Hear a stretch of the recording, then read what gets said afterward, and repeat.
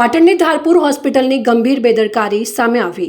Patan સમીપની Dharpur hospital અવારનવાર વિવિધ પ્રકારના વિવાદમાં આવતી રહી છે। ત્યારે રવિવારે વધુ એક વખત ધારપુર હોસ્પિટલના ડાયટ કેન્ટીનની ટચસ્ટોન નામની એજન્સીની ગંભીર બેદરકારી સામે આવતા ચકચાર મચી જવા પામી છે।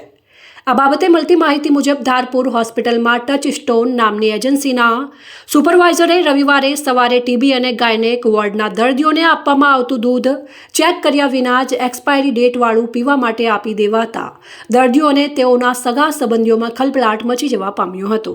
તો દર્દીઓને પીવા માટે આપવામાં આવેલું દૂધ એક્સપાયરી ડેટવાળું અને ખોટું હોવાનું આ ચેટ ધારપુર ઇન્ચાર્જ વોટ્સએપ મેસેજમાં ફરતું થતાં ધારપુરના અધિકારીઓ પણ દોડતા થયા હતા।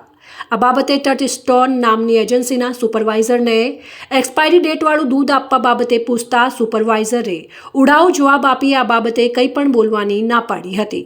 તો મીડિયાની ટીમ ધારપુર હોસ્પિટલ પહોંચે તે પહેલાં જ એક્સપાયરી ડેટવાળું દૂધ સગેવગે કરી દેવામાં આવ્યું હતું।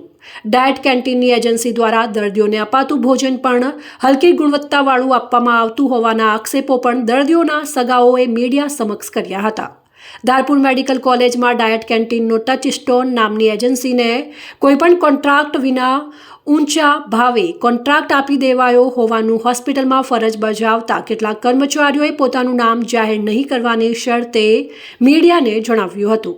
રવિવારે બનેલી આ એક્સપાયરી ડેટવાળા દૂધ મામલે ધારપુર હોસ્પિટલના આરએમઓ ડોક્ટર રમેશભાઈ પ્રજાપતિએ ટેલિફોનિક વાતચીત કરતા જણાવ્યું હતું કે આ મામલે એજન્સીને નોટિસ આપી તપાસ કરીને તેની સામે કાયદેસરની કાર્યવાહી કરવામાં આવશે।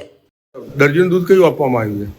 અત્યારે 11 તારીખમાં પડી ગયું હતું, મિક્સ થઈ ગયું હતું, એટલા માટે અમુક કેસોને 11 તારીખમાં મળી ગયું, એટલા માટે કોઈને કોઈક અસર થઈ એવું જાણવા મળ્યું છે? અસરનું એવું કંઈ કીધું નહીં, ઓફિસમાં હું જઈને આવ્યો છું। કોને મળ્યા તમે ઓફિસમાં? કિરણ મેડમ જે છે ને રેલી છે 15 દિવસે। શું નામ તમારું છે? સંદીપભાઈ। તમે ચલાવો છો? ના, એટલે કોન્ટ્રાક્ટ બીજા ભાઈનો, હું ખાલી અહીંયા રસોડા બનાવું। કોનું કોન્ટ્રાક્ટ છે? કોન્ટ્રાક્ટ સ્વામિનારાયણ વાળા હે, અમદાવાદના ટ્રસ્ટવાળા। રોજની જાય 150 200 બધી બેગી મિક્સ થઈ ગઈ એટલા